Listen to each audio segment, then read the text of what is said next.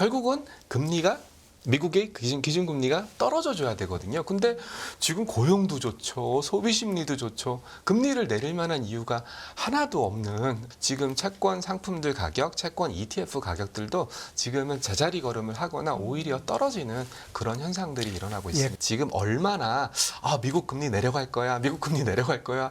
내려가더라도 크게 내려갈 거야. 그래야 이제 30년 같은 경우에는 큰 수익이 나니까요. 그런데 미국 금리는 별로 안 내렸죠. 예, 별로 안 내렸고요. 예. 글쎄요, 저도 뭐 금리를 이렇게 과감하게 내릴까? 라는 생각을 좀 하고 있는 상황입니다. 1년 뒤에 금리가 올랐을 때, 네. 예, 맨 위에 있는 건데요. 1년 뒤에 금리가 3%로 오르게 된다면 10년물 잠깐 봐보세요. 10년물은 3% 곱하기 듀레이션만큼 그 채권 가격이 빠집니다. 무려 마이너스 20%만큼 채권 가격이 빠집니다. 이야기 이어가 보도록 하겠습니다. 삼성자산운용의 최창규 이사 나오셨습니다. 이사님 안녕하십니까? 네, 안녕하세요. 안녕하십니까. 예. 지난번에 뭐 채권 흐름, 금리 네. 흐름 워낙에 네. 자세하게 잘 설명해 아유, 주셨는데 오늘도 저희가- 기대해 봅니다. 네. 저번 주에 미국 금리도 네. 진짜 뭐가 뭔지 모를 정도로 뭐 하루 올랐다 하루 내렸다 네. 뭐 2년과 10년 금리가 오르락 내리락 난리를 네. 치는데 네네네. 지금 채권 시장 어떻게 흐름이 어떤 건가요? 오늘 특별히 월요일부터 네네네. 정리해서 네. 들어볼게요. 예. 네. 아마 채권 시장의 분위기는 간밤에 우리 날씨와 비슷하지 않았을까. 간밤에 비가 굉장히 많이 왔었지 않습니까? 네. 아마 채권을 투자하셨던 분들도 그 비와 함께 좀 많이 좀 슬퍼하지 않았을까 이런 생각을 좀 하고 있습니다. 네. 최근에 올해 들어서 한국 시장의 가장 큰 특징을 꼽는다면 저는 단연 채권의 대중화를 꼽고 있습니다. 네. 채권이란 상품이 솔직하게 말씀드리면 그들만의 리그, 여기서 그들이라는 것은 기관 투자자 또는 네. 제도권에 계신 분들만의 리그였는데 이게 차츰차츰 내려왔고요. 개인들이 채권 시장의 큰 손으로 자리를 잡고 있습니다. 그러면서 나타난 현상이 너무 듀레이션 배팅, 듀레이션이라는 것은 채권을 투자했을 때 만기까지 내가 원금을 돌려받기까지의 기간을 듀레이션이라고 하는데요. 듀레이션이 길면 길수록 마치 내가 돈을 빌려드렸는데 10년 뒤에 드릴게. 그러면은 이 사람이 10년 동안 무슨 일을 할지 아무도 모르지 않습니까? 당장 내일 줄게. 그러면은 내일은 확실히 받을 수 있겠구나. 네. 10년 뒤에 줄게. 받을 수 있을까? 뭐 이런 변동성이라고 생각하시면 되는데요. 개인 투자들이 30년짜리 네. 마치 30년 뒤에 돈 줄게. 라고 얘기하는 그런 상품들에 굉장히 많이 순매수를 하면서 쏠림 현상까지 일어날 정도로 개인들이 채권 시장에 대해서 단순히 쿠폰만 받는, 이자만 받는 그런 플레이뿐만 아니라 금리에 따라서 그 금리 변동번도 먹겠다라는 그런 심리가 노출되고 있어서 네. 저도 굉장히 유심히 보고 있는데 네. 앞서 각도기님께도 잘 설명드렸던 것처럼 결국은 금리가 미국의 기준금리가 떨어져 줘야 되거든요. 근데 지금 고용도 좋죠. 소비 심리도 좋죠. 금리를 내릴 만한 이유가 하나도 없는 그런 상황들이 연출되다 보니까 지금 채권 상품들 가격, 채권 ETF 가격들도 지금은 제자리 걸음을 하거나 오히려 떨어지는 그런 현상들이 일어나고 예, 있습니다. 국내 그 개인 투자가분들이 국내 채권에만 투자하는 것이 아니라 네. 미국 채권도 많이 투자한다. 네, 맞습니다. 예. 그리고 또 한 가지 생각을 해본다면은 미국 채권은 두 네. 가지 관점으로 보셔야 되거든요. 네. 첫 번째는 뭐니 해도 쿠폰입니다. 네. 지금 미국의 기준금리, 한국의 기준금리 비교를 해주신다면 네. 당연히 미국의 기준금리가 높지 않습니까? 네. 참고로 미국은 단기물을 한 2년물 정도까지를 단기물이라고 부르거든요. 네. 한국에서는 1년 미만짜리를 단기물이라고 불리우는데 미국은 역시 천조국답게 네. 2년 정도는 돼야 단기물이지라고 얘기를 하는데 2년짜리 미국 국채가 쿠폰이 4%가 넘습니다. 네. 그러니까 환 차익이 없다고, 환이 변동성이 없다고 가정한다면 그냥 2년 동안 미국 국채, 세계에서 제일 안전한 안전하다. 자산이지 않습니까? 네. 미국 국채에 투자를 해도 2년 뒤에 4%의 수익률을 올릴 수 있거든요. 네. 그런데다가 원화가 지금 계속 1,300원 왔다 갔다 하고 있지 네. 않습니까? 원화가 여기서 약세로 간다면 또 환 차익을 먹을 수 있거든요. 그럼 국내 그 개인 투자가들이 미국 채권을 ETF가 됐던 ETF 네. 주로 ETF죠. 네네네. ETF 살 때 환율 해지는 하지 않고 네. 달러도 산 효과를 가지고 가시는 거죠. 그때 ETF는 조금 다릅니다. 네. ETF는 이름 뒤에 제가 이따가 보여드리겠지만 네. H가 붙어 있으면 환해지가 된 겁니다. 예. 방금도 말씀드렸다시피 채권이라는 것은 안전자산의 네. 대표적인 주자거든요. 안전자산에 투자를 할 때는 가장 큰 게 특히 해외 채권에 투자할 때 가장 큰 게 환 리스크입니다. 네. 우리가 브라질 채권 투자하실 때 솔직히 쿠폰 보고 투자하시는 분들도 많이 계시겠지만 브라질 해활화 네. 환율 보고 투자하시는 분들도 굉장히 많다고 보거든요. 왜냐하면 브라질 같은 경우에는 약간 예외적인 국가이긴 하지만 거의 뭐 기준금리가 10%대 그러니까 결국은 환에서 10% 이내로만 깨지면 나는 수익 낼 수 있다. 그리고 또 한국, 브라질 또 비과세 협정이 맺어져 있지 네. 않습니까? 그런 개념인데 보통은 채권은 안전자산이니까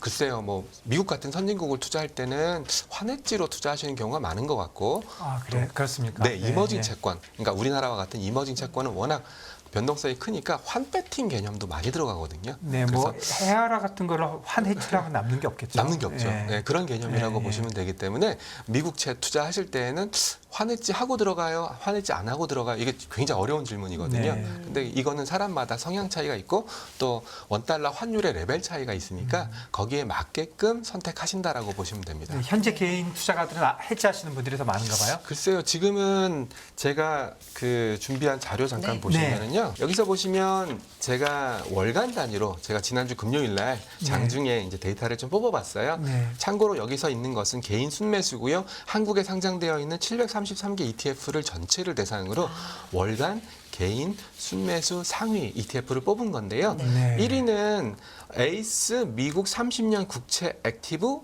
갈로 열고 뭐가 붙어 있죠? 했지. 맞습니다. 네. 했지. 두 번째 있는 것도 에이스 미국 30년 국채 선물 레버리지 H. 그리고 밑에 있는 것도 타이거 미국채 3년 스트립 액티브 H. 그리고 밑에 있는 코덱스 미국채 울트라 30년 선물도 H. 공통점은 뭐냐면 전부 다 초장기 상품들이에요.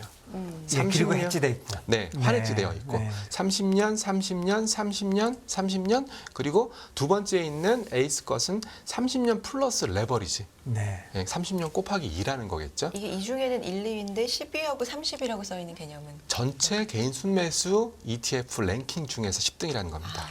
꽤 큰 거네요. 꽤 큰 거죠. 왜냐하면 네. 한국은 전통적으로 주식과 관련된 상품에 네. 대한 투자 또는 주식과 관련된 레버리지 상품 그리고 요즘은 뭐니 해도 2차 전지지 않습니까? 네. 예, 2차 전지와 관련된 상품 이런 것들이 순위 상위에 꽂힐 수밖에 없는 예, 상황인데요. 그리고 ETF 저거 할 때 주식 관련된 주식 뭐 코스피 200 ETF도 회사가 여러 개니까 그거 다 따로 잡으신 거죠? 다 따로 잡은 겁니다. 아, 그리고 시분 굉장히 높겠긴 네네. 하네요. 그리고 또 뭐 밑에 있는 그 에이스 미국 30년 국제 선물 레버리지 이거는 레버리지니까 파생형이거든요. 네. 예, 이런 것도 30위권에 있다라는 걸 보시면 지금 얼마나 미국 금리 내려갈 거야, 미국 금리 내려갈 거야, 내려가더라도 크게 내려갈 거야. 그래야 이제 30년 같은 경우에는 큰 수익이 나니까요.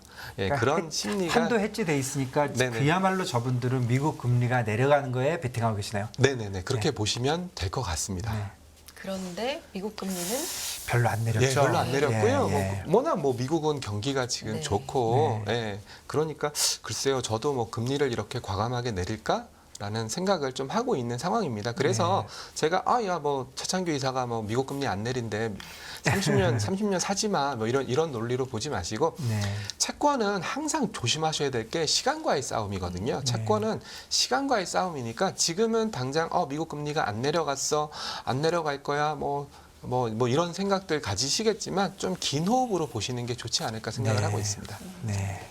긴 호흡으로 보시는 네. 게 좋을 것 같아요. 그래서 이제 저희가 궁금해하실 것 같아서 네. 제가 삼성자산운용에 몸담고 있으니까 네. 지난주에 삼성자산운용에서 이제 채권 관련된 하우스 뷰가 나왔어요. 네, 그래서 어떤가요? 화면 예. 잠깐 띄워주시면요. 예, 저도 뭐 하우스 뷰니까 하우스 뷰에 어긋나는 말씀을 드리기가 좀 어려워요. 미국 채권부터 먼저 네. 말씀드리면 적정 10년 금리 밴드의 상단은 3.3% 수준. 보통 적정이라는 것은 물가 수준, 경기 상황 이런 것들을 종합적으로 해서 이코노미스트들이라든지 이런 분들이 계산한 금리거든요. 3.3% 수준이니까 실제 금리는 적정 금리 밴드보다 높게 형성되고 있다. 그러니까 이 말씀을 드리고자 하는 거예요. 실질 금리, 실제로 우리가 이 정도면 적정할 텐데라는 금리보다 미국 그 미국의 그 실제 금리는 더 높게 있으니까 저희도 이제 금리가 좀 많이 올라가 있다라는 생각을 좀 갖고 있는 거고요. 그래서 이제 저희는 뭐라고 얘기하고 있냐면 그 밑에 줄에 있는 것처럼 3Q, 3분기 금리 상승 시마다 중장기물 아까 말씀드렸던 뭐 30년은 장기물에 해당되는데요. 중장기물 중심으로 비중 확대 사라 그런 의견을 제시를 하고 있습니다. 그리고 밑에 크레딧 그러면 아마 이 방송 처음 보시는 분은 크레딧이 뭐지?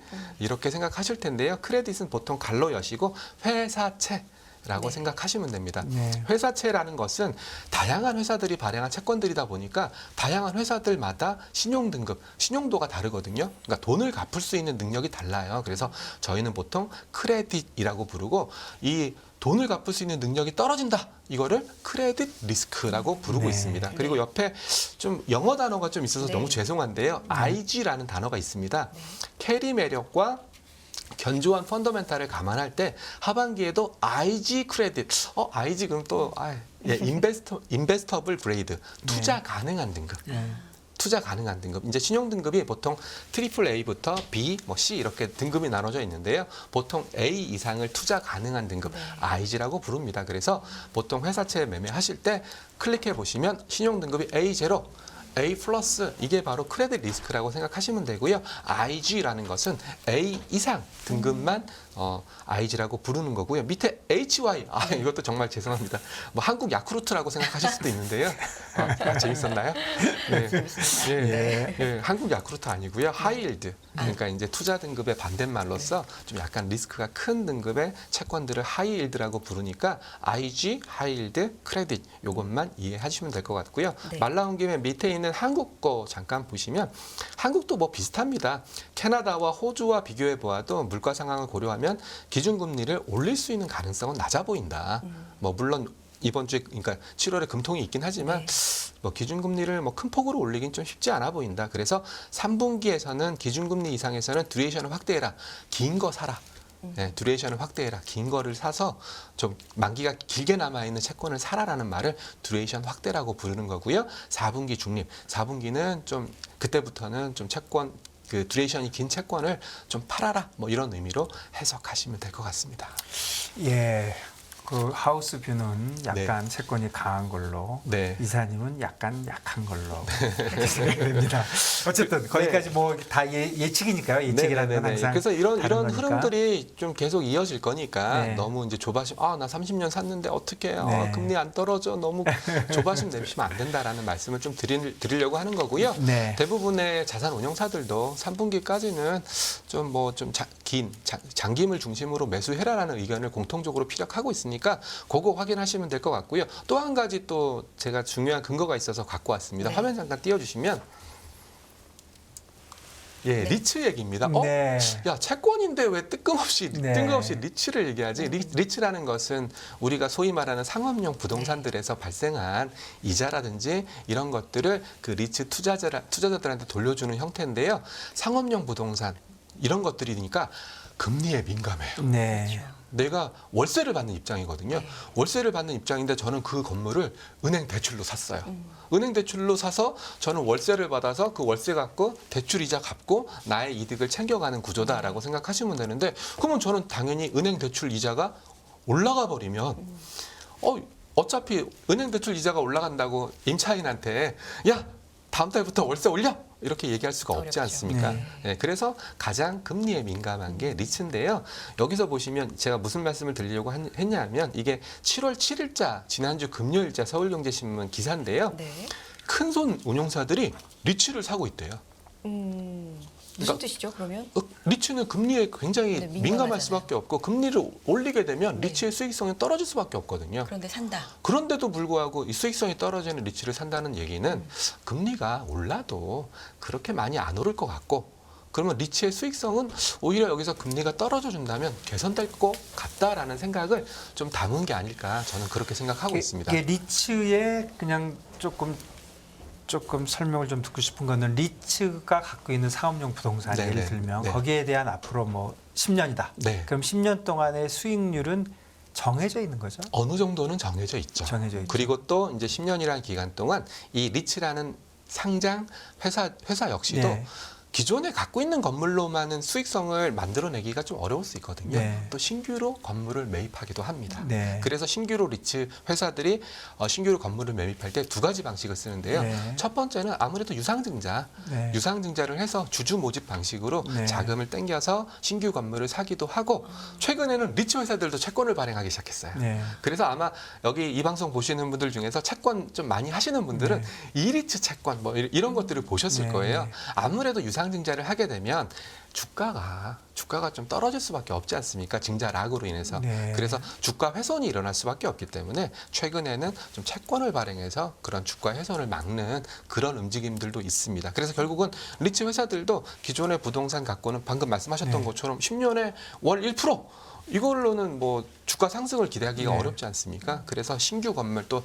잠재성 있는 또 수익성 높은 건물들을 매입해가지고 수익성을 높이려고 하는 움직임들을 보여주고 있습니다. 그러니까 리츠가 예를 들어서 어떤 리츠가 5%를 주기로 했는데 네네. 이자율이 계속 내려가면 계속 5%가 더 매력적으로 보이니까 사는 거잖아요. 네, 그럴 수도 있습니다. 예. 네. 근데 리츠 회사들도 돈을 빌리는데 네네네. 그거는 고정금리로 빌립니까? 아니면 변동금리로 빌립니까? 실은 제가 이제 지지난주에 JR 네, 리츠라고 예, 저랑 예. 같이 근무했던 친구가 거기에 이제 네. JR 리츠 이사로 가셨더라고요. 네, 네. 그래서 만났는데요. 그렇게 거기도 고정금리로 딱 빌리진 않습니다. 네, 좀 변동금리로 섞여 있다. 네, 섞여 있습니다. 변동금리로 빌리기도 하니까 그래서 이제 굉장히 힘들었었고 네. 실제로 리츠 한번 오늘 이 채권 방송 보시는 분들은 리츠 주가 한번 두들겨 보세요. 리츠 네. 주가 두들겨 보시면 금리가 올라갈 때 리츠 주가 굉장히 많이 떨어졌었거든요. 네. 최근에 금리가 좀 안정을 보이고 금리가 떨어질 것 같아라는 얘기가 들리니까 리츠 주가 많이 올라갔어요. 네. 그래서 이제 제가 채권만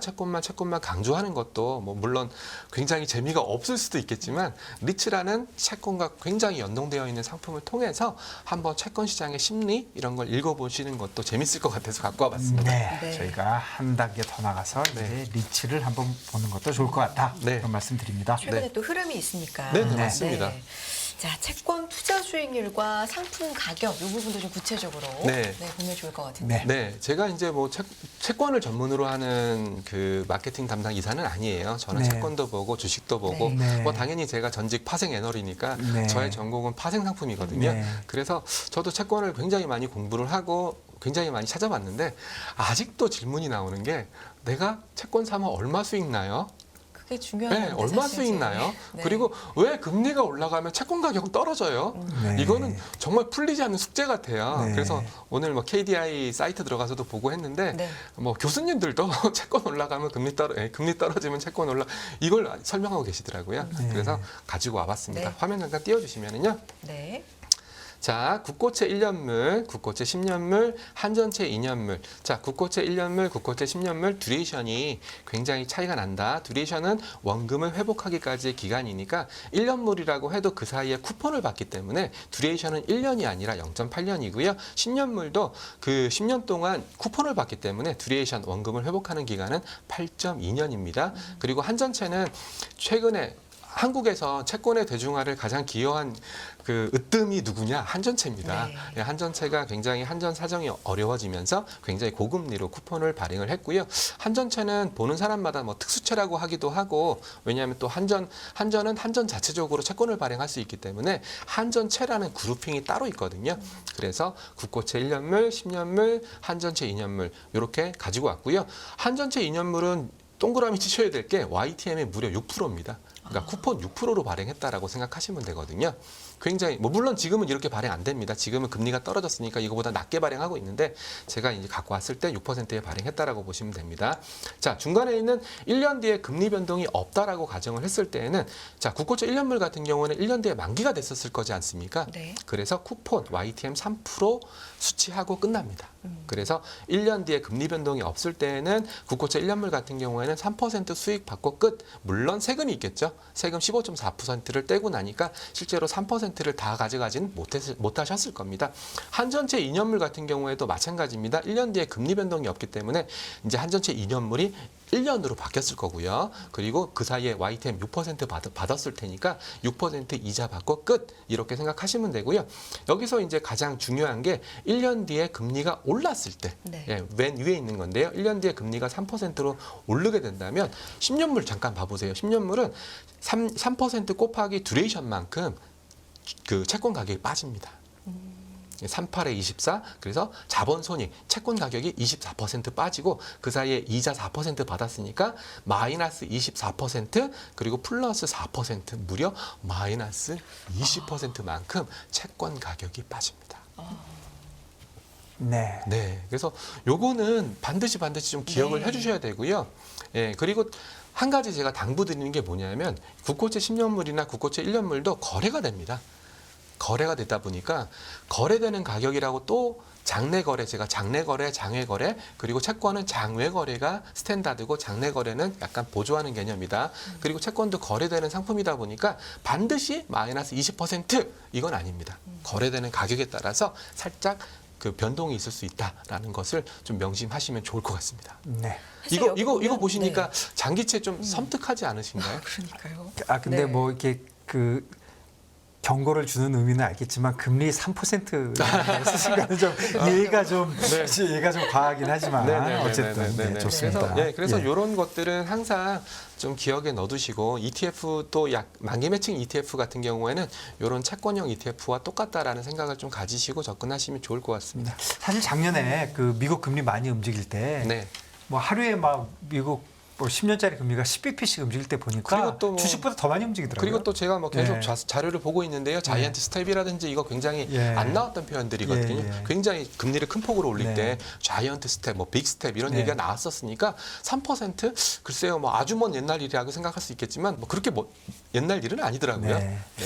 어쨌든 그 채권은 아주 안전한 투자다 이런 거보다는 채권 자체도 많이 움직이고 또 사실은 금리가 지금 높은 시점이니까 그렇습니다. 사실 채권 투자를 보는 거는 사실 맞는 방향이긴 하지만 그 위험성에 대해서 다시 한번 말씀해 주셨습니다. 최근 1년 사이 또 금리가 굉장히 좀 드라마틱한 결국 뭐 저도 뭐 시장 참여자의 일환으로서 개인들이 굉장히 많이 채권을 샀으니까 저도 뭐 금리가 좀 떨어져 줬으면 좋겠다라는 생각을 좀 많이 갖고 있습니다. 그렇지만 우리가 생각대로 안 갈 수도 있으니까 여러 가지 생각들을 좀 염두에 두실 필요가 있지 않을까. 어쨌든 미국 10년짜리 금리는 뭐 지금 4%가 넘어버렸으니까요. 뭐 굉장히 단기간에 많이 올랐다 이렇게 봐야 될 것 같습니다.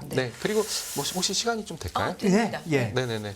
그리고 이제 앞서 채권의 시뮬레이션 그거는 정말 이론적인 겁니다. 교과서에나 나오는 것들이니까 실제로 어떻게 움직였는지를 제가 가지고 왔습니다. 참고로 삼성증권의 김지만 채권 애널리스트한테 제가 도움을 받아서 갖고 왔고요. 화면 혹시 보이시나요? 일단 그 맨 위에 있는 금리부터 봐보세요. 금리라는 것은 시장에서 변동되는 채권들의 가격을 통해서 지표물이라고 얘기 혹시 많이 들으셨나요? 지표물이라는 것은 국고 3년을 계산하는 데 쓰는 채권을 지표물이라고 합니다. 그러니까 국고 3년에 해당되는 채권들이 되게 많거든요. 되게 많은데 이 중에 지표물이라고 얘기하는 채권들만 쏙쏙쏙쏙 뽑아서 대표지수로 만든 게 이 국고 3년 금리라고 생각하시면 되고요. 5월 금통위가 있었던 5월 25일에는 국고 3년물이 3.48%, 그리고 6월 FOMC가 있었던 6월 15일에는 3.63%, 그리고 이거 현재라고 했는데 제가 7월 7일 날 그 금리가 많이 올랐거든요. 그래서 7월 7일 거를 가지고 오면 좋았었는데 제가 7월 7일 장중에 만들다 보니까 장중에 막 움직이고 있어서 어쩔 수 없이 7월 6일 금리를 갖고 왔는데요. 3.68. 참고로 7월 7일 금리는 3.7을 넘었었습니다. 그러니까 금리가 한국 금리는 계속 올랐고요. 그리고 미국 10년 같은 경우에는 3.82, 3.74 살짝 떨어졌다가 4.04까지 많이 올랐거든요. 그래서 에이스 앞서 개인들이 많이 샀던 에이스 미국 30년 국채 액티브 같은 경우에는 9,455원에서 지금 9,480원으로 살짝 아마 그 7월 7일 금리 반영하면 요거보다는 좀 더 떨어졌을 거고요. 그리고 미국채 울트라 30년 코덱스 거도 8,600원에서 8,640원. 그러니까 미국 금리 오른 거에 비해서는 그렇게 많이 그 주가가 떨어지진 않았어요. 그래서 요거 좀 참고하시면 되고요. 코덱스 국고채 30년 액티브 요걸 좀 눈여겨 보셔야 되는데 한국 금리가 좀 많이 올랐으니까 96,700원에서 96,600원으로 이렇게 주가가 그 ETF 가격이 떨어졌다라는 것 좀 보여드리려고 하는 거고요. 대신에 단기채 같은 경우에는 듀레이션이 워낙 짧다 보니까 금리 변동에 좀 둔감하거든요. 그래서 단기채 같은 경우에는 뭐 그냥 꾸준히 쿠폰만큼 금리가 올랐다라는 걸 좀 보여드리기 위해서 가지고 왔고요. 밑에 굉장히 많이 사시는 19-6 국고채랑 20-2 국고채의 가격도 좀 가지고 왔으니까 좀 혹시 뭐 보시는 분들은 요거 캡처해 놨다가 금리가 이렇게 움직일 때 그 금리와 연동되는 ETF나 금리와 연동되는 채권들은 이렇게 가격이 움직였구나. 네. 요거를 좀 마음속에 좀 기억을 하실 필요가 있습니다. 네, 좋습니다. 주요 채권 상품들 5월 금통이 6월 또 FOMC 뭐 현재 네, 네, 네. 수준까지 지금 비교해 보실 수 있게 현재라고 하면 안 되고요. 제가 7월 7일 거를 네, 네. 갖고 왔어야 네, 되는데 7월 6일 겁니다. 7월 6일자 네, 네, 기준으로 네, 네. 한번 살펴봤습니다.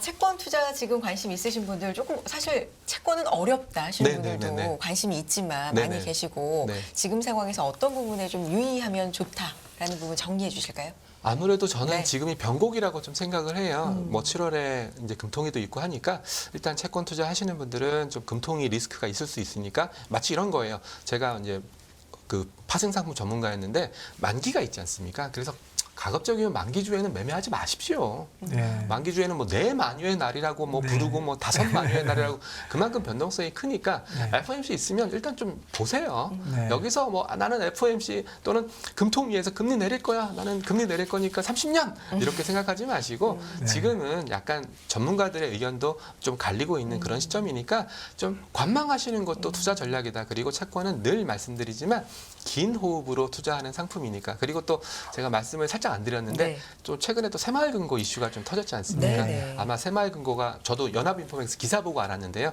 새마을금고가 갖고 있던 채권, 갖고 있던 주식을 좀 판 거 아니냐. 네. 뭐 그런 얘기가 나오면서 이건 또 수급적인 논리가 또 작용할 네. 수 있는 네. 거거든요. 우리가 앞서서 얘기했던 것은 다 매크로 논리였어요. 미국이 금리를 올릴 거냐 떨어질 거냐. 근데 또 새마을금고 이슈는 또 수급적인 이슈 때문에 새마을금고 갖고 있는 뭐 채권을 더 판다면 채권 가격은 떨어질 수도 있거든요. 네, 그러니까 지금은 좀 약간 지켜보자라는 말씀을 좀 드리고 있습니다. 알겠습니다. 네. 여기까지 오늘은 듣겠습니다. 네, 삼성자산운용의 최창규 이사 함께했습니다. 이사님 고맙습니다. 네, 감사합니다. 감사합니다. 네.